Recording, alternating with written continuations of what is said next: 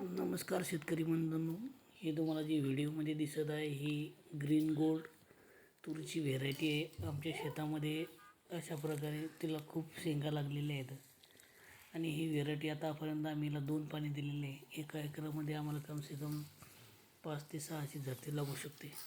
जर तुम्हाला व्हिडिओ आवडला असेल तर लाईक करा, शेअर करा आणि चॅनलला सबस्क्राईब करा.